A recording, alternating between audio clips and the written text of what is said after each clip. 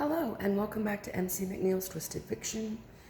Again, we are reading Blood for Flowers by me, MC McNeil, and we're going into Chapter 8, and thank you so much for returning, and I hope you're enjoying this, because I like reading to you.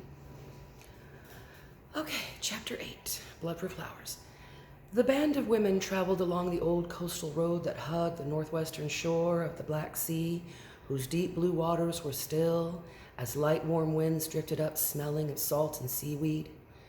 After a while, they made their way up to the great river basin of the Danube.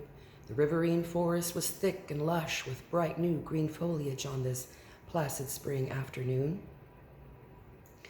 The air was permeated by the fresh mountain breezes coming down off the Carpathian Mountains to the north.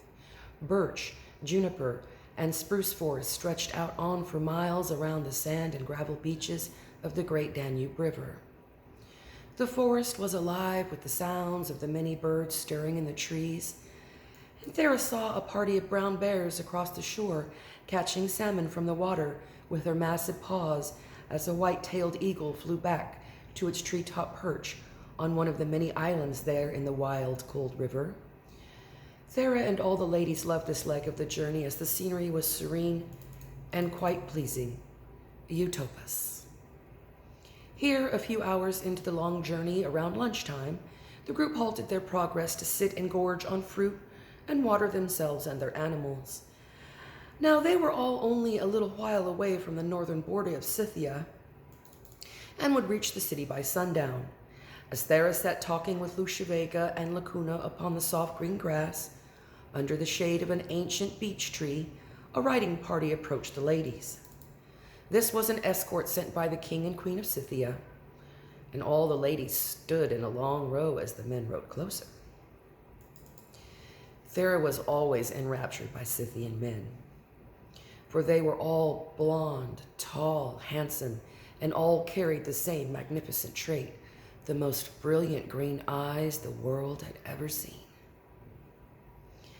The most piercing, sparkling green eyes of any man she had ever known.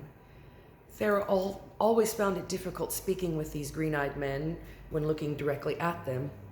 Yet she was on a mission as an envoy of Queen Ethera, so speak to them she must. I am Thera, daughter of our royal house, and I thank you on behalf of our queen.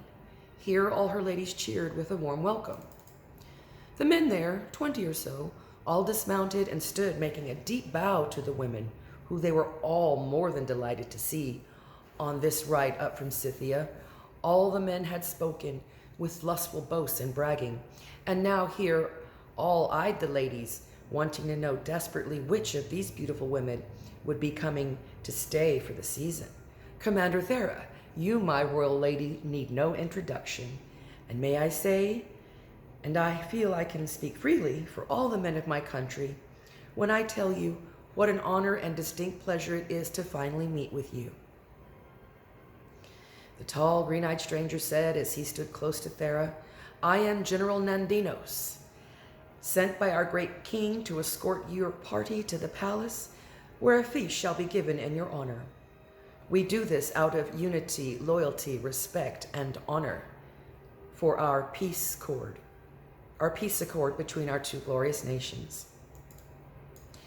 A cheer rose up from all those two parties commingled together, and the women shared with the well-pleased men grapes, apples, dates, cherries, apricots, wheat bread with honey, and wild turmeric goat cheese, along with a small portion of wine. Thera was then able to relax and lounge about on the grass, talking with the men freely, and here in the presence of the men and women, Thera felt most comfortable as the light from Apollo shone down on her face through the green leaves of the trees. And after a glass of wine, she was able to relax a little bit more, as we all do, I'm sure.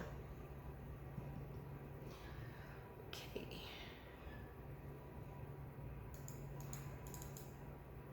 We're going to pause for one moment.